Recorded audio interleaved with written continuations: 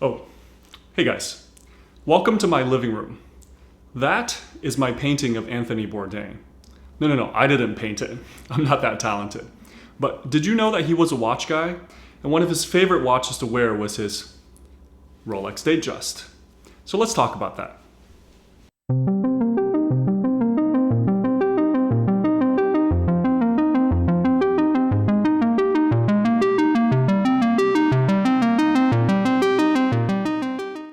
Hey guys, I'm Max and welcome back to Hot Ones. So if you know me, you know that I love my dress watches. It might be because that I work in sort of a formal environment where I have to be in business casual all the time, but we've always been told that the Rolex Datejust is the most iconic dress watch out there. And for good reason. This is a watch that's been around for over 75 years with a history that precedes it. And herein lies my dilemma. A new Datejust costs north of $6,000, and you can get the same 36mm size in a vintage Datejust for around half that price. So given how indecisive I am, I managed to get my hands on two classic silver dial Datejusts, 5 decades apart. And in this video, we're gonna take a close look at both of these watches, and hopefully by the end, you'll help me make a decision as to which one I should keep. Here are the two watches side by side, both classic silver dials. Let us start with the reference 116200. This 2019 model has broad shoulders and fully polished lugs. It utilizes Rolex's proprietary 904L steel, said to be more corrosion resistant. It also features a screw-down crown and 100 meters of water resistance. The bracelet is pure jewelry. Small rounded links contrast between brushed and polished surfaces and mold to your wrist. And when the hidden clasp is this magic, you almost stop caring that it lacks micro adjustments. Each word is crisply printed on the dial, referencing this watch's important place in horological history. Oyster referring to the first waterproof case. Perpetual recognizing one of the first self-winding movements. And Datejust, the first automatic watch to feature a date window. This particular reference has the Roman numeral minute track, adding visual interest to the edge of the dial, an area that is frequently an afterthought. Under the hood, we get the evolved Rolex caliber 3135, which is a robust 31 joule movement featuring a 50-hour power reserve. On the wrist, the watch oozes the quality expected of a modern luxury timepiece. You feel the 5 decades of improved machining. Tolerances are tight and details are fine down to a microscopic level. Dressed down on a leather strap, the watch becomes a lot less assuming and won't draw too much attention. That is until you get close and become mesmerized by that deep sunburst pattern on the dial.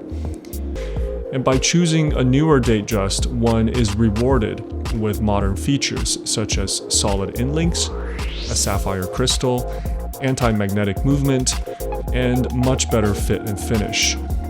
Additionally, the lume is rather serviceable for a dress watch. But why is the Datejust such a big deal to begin with? Throughout the decades, the Datejust has graced the wrists of many luminaries, and though this person may not necessarily be put in the same category, today we're going to spend a moment talking about a contemporary that I respect greatly. Anthony Bourdain seems to never go anywhere without a watch on his wrist, and is often pictured wearing his blue-dialed Oyster Perpetual date, which is essentially a 34mm Datejust. Growing up in New York in 1956, Bourdain spent summers in France visiting relatives and developing his love for food. In his early 20s, he graduated from the Culinary Institute of America and bounced around New York City running various restaurants. In 2000, he got his big break by exposing the often unsavory underbelly of the restaurant business in his New York Times bestseller Kitchen Confidential, which earned him critical acclaim. He then went on to become a host for food travel shows such as No Reservations and Parts Unknown for the better part of 2 decades. What was different about Anthony, who friends called Tony, was his uncanny ability to cut through the superficial and get under the surface. His gritty and unfiltered style, as well as his often poetic commentary, was refreshingly genuine. He was very honest about being imperfect himself and often shared with the audience his past indiscretions and illicit habits embodied on his weathered and tattooed skin. Ostensibly a food show, Bourdain's travels dug deeper to unearth the culture, politics, art, and humanity in the places that he visited. Always somewhat of a troubled man, Anthony Bourdain died by suicide in 2018. So we spend a moment thanking him for teaching us the right way to travel. You know, after a few years, what I've come to realize is that this hobby is not about achieving some ultimate watch collection, but really about the journey that we take on together as watch collectors. And with that said, I would really appreciate it if you would take a moment and hit the subscribe button below. It'll really help us out, and YouTube will remind you next time one of these episodes is released. Okay, so let's switch gears a little bit and turn our attention to the vintage Datejust. This unpolished reference 1603 hails from 1970 and features an engine-turned bezel. Obviously, having been worn, its condition after 50 years of use is a testament to Rolex build quality. The vintage Jubilee bracelet has the stretch associated with its age, and together with the friction-fitted flip-lock clasp is what my friend TGV would call jiggly jangly. Time has been kind to the silver dial, curing it to a charming golden champagne tone over half of a century. On strap, the watch wears thin, but the longer lugs prevent it from feeling diminutive. My favorite feature of the 1603 is the pie-pan stepped dial design, giving the otherwise flat surface another dimension. The unlumed stick hour markers are beveled down the center to capture light, though you can tell that the second hand here beats at a much slower frequency than its 4 Hz counterpart. That is because the 26 jewel caliber 1570 beats at just shy of 20,000 bph and does not feature a quick set date function. On the wrist, the vintage Datejust lacks the heft of a modern Rolex.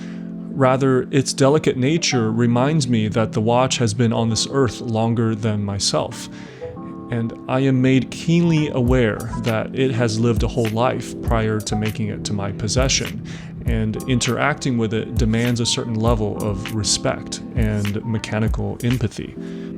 You should choose the vintage Datejust if you view dings and scratches as character building, and like the idea of wearing something imbued with life.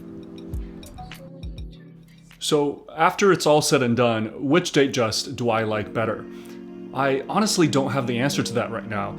It's one of those situations where whichever one I decide to wear for the day, I say, yeah, this is the one that I'm keeping. These two watches share so much similarities in terms of their resemblance to each other and their size, but at the same time, on the wrist, they feel like completely different watches. I think what I'll do is get the 1603 serviced first and go from there. Anyway, which one do you think I should keep? Let me know in the comments below. So thank you for watching. Until next time, take care.